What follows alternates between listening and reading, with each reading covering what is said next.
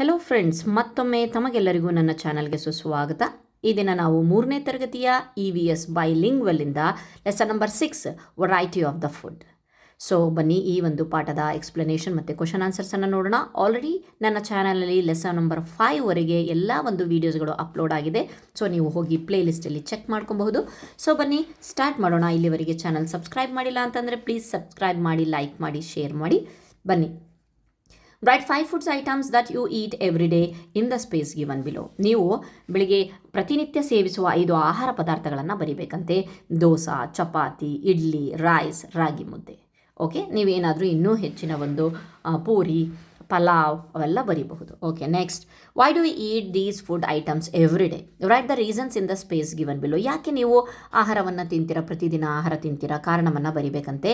They give me energy, ಅವು ನಮಗೆ ಶಕ್ತಿಯನ್ನು ಕೊಡುತ್ತೆ. ಆ್ಯಂಡ್ ಕೀಪ್ ಮೀ ಹೆಲ್ದಿ, ಆರೋಗ್ಯವಾಗಿರೋಕ್ಕೆ ನಾವು ಆಹಾರವನ್ನು ಸೇವಿಸಬೇಕು. Okay, next, right 5 food items that you eat on festivals or on special days. ಹಬ್ಬ ಮತ್ತು ವಿಶೇಷ ದಿನಗಳಲ್ಲಿ ತಿನ್ನುವ 5 ಆಹಾರಗಳನ್ನು. ಆವತ್ತಂತೂ ಹಬ್ಬಗಳಲ್ಲಿ ನಾವು ಬೇಳೆ ಸಾರು, ಮುದ್ದೆ ಅದಂತೂ ತಿನ್ನಲ್ಲ. ಸ್ಪೆಷಲಾಗಿ ಏನಾದರೂ ಮಾಡಿರ್ತೀವಿ. ಪಾಯಸ, ಹೋಳಿಗೆ, ಒಬ್ಬಟ್ಟು, ಲಡ್ಡು, ಪುಳಿಯೋಗರೆ. ಕೆಲವೊಂದು ಫೆಸ್ಟಿವಲ್ಸಲ್ಲಿ ಪುಳಿಯೋಗರೆನೂ ಮಾಡ್ತಾರೆ, ಚಿತ್ರಾನ್ನನೂ ಮಾಡಿರ್ತಾರೆ. ನೆಕ್ಸ್ಟ್ ದೋಸೆ, ಹೌದಲ್ವಾ? Next, right 5 food items that you like very much. ನಿನಗೆ ಇಷ್ಟವಾದ ಆಹಾರ ಒಂದು ಪದಾರ್ಥಗಳನ್ನು ಬರಿ ಅಂತ ಅಂತಿದ್ದಾರೆ. ಇದೆಲ್ಲ ಈ ಎಲ್ಲ ಕ್ವಶನ್ಸು ಜನರಲಿ ನಿಮಗೋಸ್ಕರ ಬಿಟ್ಟಿರೋದು. ನೀವು ನಿಮ್ಮ ಸ್ವಂತಕ್ಕೆ ಬರಿಬೇಕು ಮಕ್ಕಳ. Idli, dosa, rice, chapati, mango shake. Okay, why do you like them? ನಿನಗೆ ಯಾಕೆ ಇಷ್ಟ?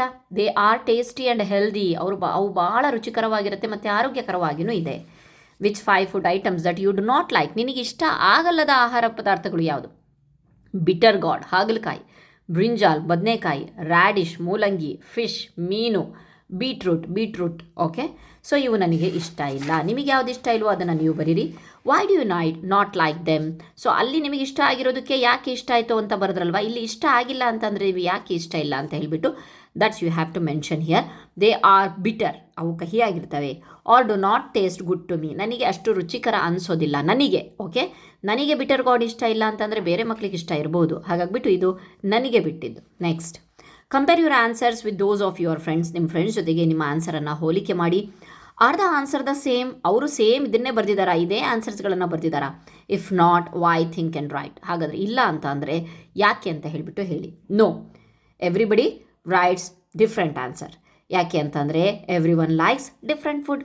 ಎಲ್ಲರಿಗೂ ಬೇರೆ ಬೇರೆ ರೀತಿಯಾದಂಥ, ನನಗೆ ಹೋಳಿಗೆ ಇಷ್ಟ ಆದರೆ ಬೇರೆಯವರಿಗೆ ಲಡ್ಡು ಇಷ್ಟ ಇರುತ್ತೆ, ಬೇರೆಯವ್ರಿಗೆ ಜಾಮೂನ್ ಇಷ್ಟ ಇರುತ್ತೆ. ಸೊ ಹಾಗೆ ಎಲ್ಲರ ಟೇಸ್ಟು ಸಹ ಡಿಫ್ರೆಂಟ್ ಇರುತ್ತೆ. Next, make a list of the food items that are grown in your place. ನಿಮ್ಮ ಒಂದು ಪ್ರದೇಶಗಳಲ್ಲಿ ಯಾವ ಒಂದು ಬೆಳೆಯನ್ನು ಜಾಸ್ತಿ ಬೆಳೆಸ್ತಾರೆ ಅಂತ ಹೇಳಿಬಿಟ್ಟು ಬರೀಬೇಕಂತೆ. ರೈಸ್, ಅಕ್ಕಿ, ರಾಗಿ, ಕೋಕೋನಟ್ ಅಂದರೆ ತೆಂಗು, ಮ್ಯಾಂಗೋ ಮಾವು, ಮೊರಿಂಗಾ ಅಂತ ಅಂದರೆ ಇದು ಯಾವುದು, ನುಗ್ಗೆ. ನಮ್ಮ ಒಂದು ಏರಿಯಾದಲ್ಲಿ ನುಗ್ಗೆ ಸೊಪ್ಪು ಜಾಸ್ತಿ ಬೆಳೀತಾರೆ, ನುಗ್ಗೆಕಾಯಿ. ಓಕೆ, ಜವಾರ್ ಅಂತ ಅಂದರೆ ಜೋಳ, ಬನಾನಾ ಬಾಳೆಹಣ್ಣು, ಆನಿಯನ್ ಅಂತ ಅಂದರೆ ಈರುಳ್ಳಿ, ಗ್ರೌಂಡ್ ನಟ್ ಅಂತ ಅಂದರೆ ಶೇಂಗಾ. ಓಕೆ, ನಮ್ಮ ಒಂದು ಪ್ರದೇಶಗಳಲ್ಲಿ ಇದನ್ನು ಹೆಚ್ಚಾಗಿ ಬೆಳೀತಾರೆ. Okay, fine. ಅದಾದಮೇಲೆ ನೆಕ್ಸ್ಟು ನೋ ದಿಸ್ ಅಂತ ಹೇಳಿಬಿಟ್ಟು ಕೊಟ್ಟಿದ್ದಾರೆ.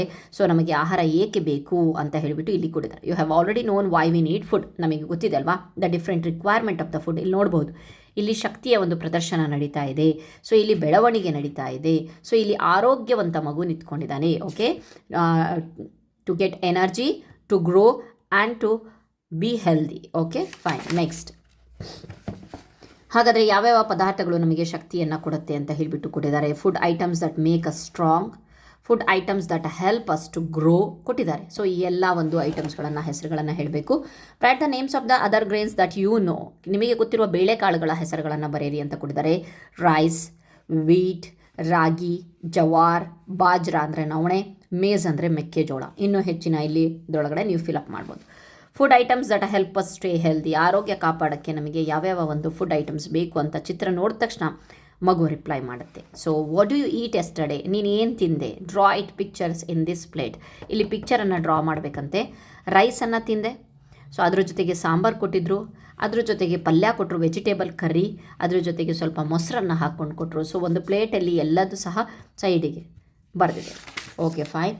Next, make a list of the food items that R in your plate and your friends plate. So ನಿಮ್ಮ ಮತ್ತು ನಿಮ್ಮ ಫ್ರೆಂಡ್ನ ಪ್ಲೇಟ್ನಲ್ಲಿ ಏನೇನು ಬಿಡಿಸಿದ್ದಾರೆ ಅವರು ಅದನ್ನು ಬರೀರಿ.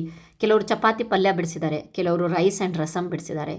ಹೋಳಿಗೆ ರೈಸ್ ಸಾಂಬಾರು ಬಿಡಿಸಿದ್ದಾರೆ. ಸೊ ಅದನ್ನು ನೀವು ಬರಿಬೇಕಾಗತ್ತೆ. ಅವರು ಏನು ಬಿಡಿಸಿದಾರಲ್ವ ಅವರ ಒಂದು ಟೆಕ್ಸ್ಟ್ ಬುಕ್ಕಿಂದ ಕಾಪಿ ಮಾಡಿ ಬರಿಬೇಕು. Next, write the food materials use to prepare these food items. ಹಾಗಾದರೆ ಈ ಎಲ್ಲ ಫುಡ್ ಐಟಮ್ಸ್ಗಳನ್ನು ಪ್ರಿಪೇರ್ ಮಾಡೋಕ್ಕೆ ಮೇನಾಗಿ ಏನು ಬೇಕು? ಬೇಸಿಕ್ ಫುಡ್ ಮಟೀರಿಯಲ್ಸ್ ಕೊಟ್ಟಿದ್ದಾರೆ, ರಾಗಿ, ರೈಸ್, ಜವಾರ್, ವೀಟ್ ಅಂತ ಹೇಳಿ. ಎಕ್ಸಾಂಪಲ್ ರೊಟ್ಟಿ ಯೂಸ್ ಮಾಡೋದು ನಾವು ಜೋಳನ ಬಳಸಿ, ಜವಾರ್. ಓಕೆ, ಇಡ್ಲಿಯಲ್ಲಿ main basic food rice.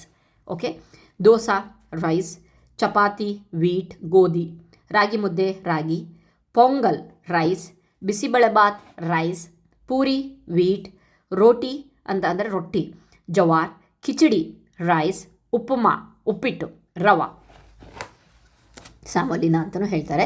Activity ಇಲ್ಲಿದೆ. So once again observe the list that you have prepared, get clues from it and fill in the blanks. ಅಕ್ಕಿಯಿಂದ ನಾವು ಏನೇನು ಪ್ರಿಪೇರ್ ಮಾಡ್ತೀವಿ ಅಂತ.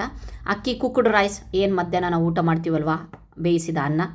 ಇಡ್ಲಿ ಮಾಡ್ತೇವೆ, ದೋಸೆ, ಪೊಂಗಲ್, ಪುಳಿಯೋಗರೆ, ಲೆಮನ್ ರೈಸ್, ಬಿಸಿಬೇಳೆಬಾತ್, ಇನ್ನೂ ಬಹಳಷ್ಟು ಇದೆ, ಬರೀಬಹುದು. ಓಕೆ, ನೆಕ್ಸ್ಟ್ ಗೋಧಿ, ವೀಟಿಂದ ಚಪಾತಿ, ಬ್ರೆಡ್, ಪೂರಿ ಮಾಡೋಕ್ಕೆ ವೀಟ್ ಯೂಸ್ ಮಾಡ್ತೀವಿ, ಕೇಕ್ ಮಾಡೋಕ್ಕೆ, ನೂಡಲ್ಸ್ ಮಾಡೋಕ್ಕೆ, ಬಿಸ್ಕೆಟ್ ಮಾಡೋಕ್ಕೆ.